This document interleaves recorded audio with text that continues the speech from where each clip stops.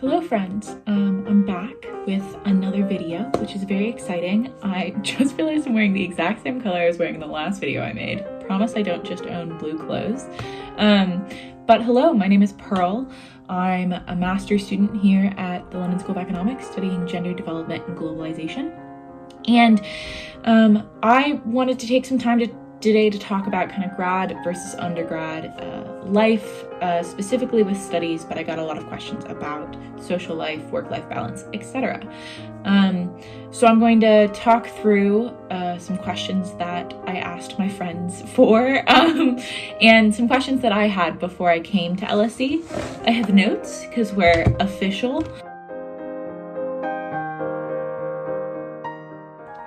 So to start off with, I do think it's important to kind of just give an introduction to my undergrad experience, and then also a little bit potentially about my grad experience. Obviously it's at LSE, just because where people come from is very different, both nationally, but also just in the type of school you went to. So as an undergraduate, I was at a medium-sized university in the United States. I studied international studies and Spanish. And so through that, I was very used to having smaller classes, about 33 students with one professor. The vast majority of my classes were with professors, not grad students. And, you know, I had a number of assignments generally throughout the year, or if I had one major assignment at the end of the semester, I had smaller assignments to lead up to it. And so that's kind of my academic background. Obviously here at LSE, I'm at LSE. Like I said, I'm doing gender development and globalization, the Masters of Science here. And so that's part of the gender department, specifically within the London School of Economics. But I also am taking the classes with the International Development Department. So the first question I got was kind of day-to-day life as a graduate student versus an undergrad. And I would say as a graduate student, I spend a lot less time in class than I did as an undergrad. My undergrad classes met 2 to 3 times a week. My graduate classes, you have 1 lecture a week that's online right now. And then I have 1 seminar a week. And so that's about 2.5 hours total in class with the professor. Whereas, you know, I might have spent 5 or 6 hours in classes as an undergrad. Additionally, while I'm spending less time in class, my days are still pretty busy because, you know, I might be going to office hours, but I do have more work for my classes than I did as an undergrad. For each of my classes, I usually have about 3 articles to read a week, academic journal articles. And I think there's a video on the LSE channel maybe from last year about how to read academic articles, if you want to look at that. But, you know, they're each about 30-ish pages, maybe a little bit longer. Sometimes they're a little bit shorter, but generally it's 30 pages or more of an academic article. So obviously it takes some time to do that reading and to prepare for class and to come in kind of knowing the reading well enough to contribute to my seminars, to understand the lectures, etc. Work-life balance. And I'm going to shout out Kate, who's in the gender department. She's incredible. She gave us all the advice, my department, the advice on the first day of class, and it's something that I've really tried to stick to. Her advice was to treat your master's degree like a job. So to treat it as a 9 to 5 and work on it from 9 to 5 and then have your weekends, have your evenings doing other things. And obviously this isn't always possible. You know, I have other things going on during the week. I might be making a video, I might be getting together with friends, and there's some weekends or some evenings where I need to sit down and do some work. So it's not a perfect system, but having it in my head of, you know, okay, this is basically what my full-time job would be right now because I'm a full-time student right now. So I came to London knowing basically nobody. There were a couple of people who I was aware of, had maybe met once or twice, who were going to be at LSE, but other than that, kind of moved into my flat in the Lane Knowles house, which is student accommodation, and hoped it would go well. And I do think I've made some incredible friends here, and a lot of those friends have been from my cohort from the Gender Development and Globalization program. We all get dinner together. We might go for drinks on Fridays. We'll do a bunch of different activities, and so I have a really incredible cohort, and I've made some of my best friends through that. I've made really great friends from the building I'm living in, from Lily and Knowles, and then also through different activities that I've taken part in on campus or been involved with. I've also made some really great friends through that. Second part of that question that I got was about travel. Coming to London, we're now in the UK, which coming from the US is so much closer to Europe. And so being able to travel, being able to do things on the weekends with friends while balancing work is a question that I got as well.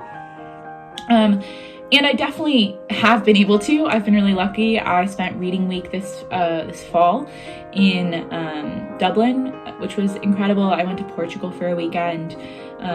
I spent a day a few weeks ago. I didn't have class on a day, and so I went down to Bath and explored Bath for the day. And so, England and the UK more broadly it's really accessible through trains and cheap flights to different places if you choose to fly. I have friends who have gone to Edinburgh for weekends. I have friends who have gone to different parts of England. I have friends who have gone to different parts of Europe on really cheap flights. So it's absolutely possible to travel, and I'm really hoping to travel more in the spring, summer terms as well. I got a lot of questions about scholarships / cost.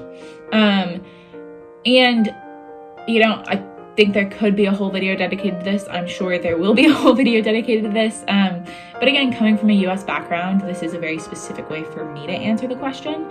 And so I would say, first of all, that going to grad school in the UK, overall going to LSE is cheaper than going to grad school in the US. Period. End of story.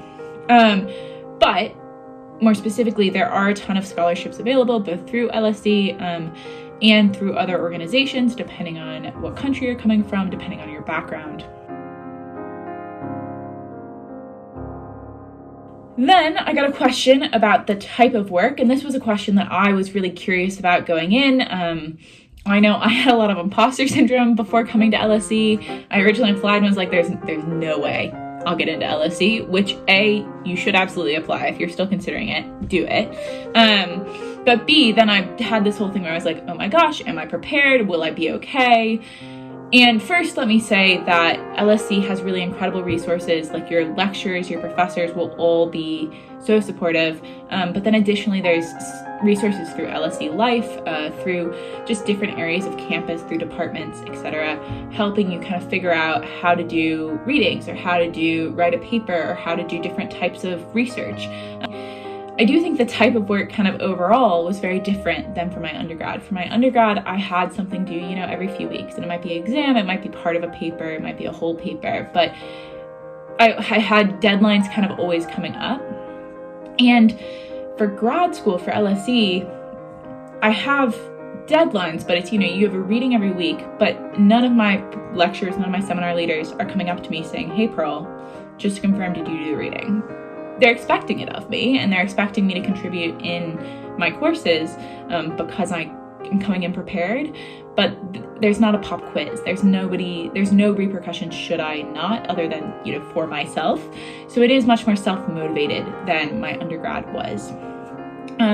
Additionally, it's kind of one major assignment per semester, and that one major assignment for that course is 100% of your grade for that course, which freaked me out a little bit going in.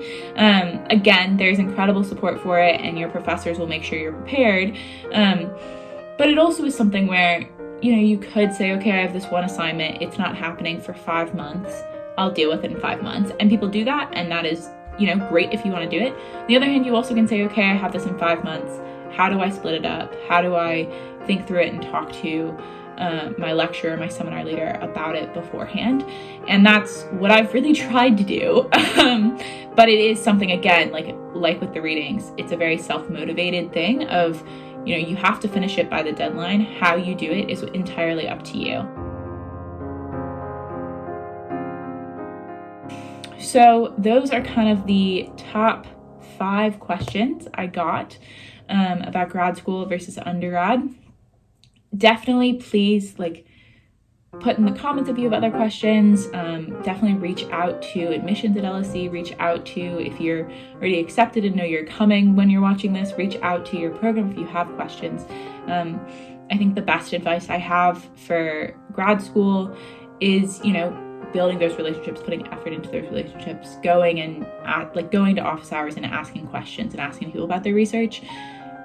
The really incredible thing about LSE is, your lecturers and your seminar leaders are the preeminent scholars in their fields, and they've done these incredible things, but they're also at LSE because they want to interact with students and they want to teach. And so you have this opportunity to really get to know them and to talk to them about what you're interested in, and what they're interested in. And so I definitely suggest taking advantage of that. And that's really, grad school is what you make of it. Just like undergrad is what you make of it. And it's a really special opportunity. It's a really special opportunity to be at LSE. It's a really special opportunity to be in London for a year. So, get excited about it, A, but B, definitely think about what you want and how you want to achieve it, because you have that flexibility to get what you want from the degree. Thank you all so much for watching. I hope the advice was helpful. I hope some of your questions were answered, and have a great rest of your day.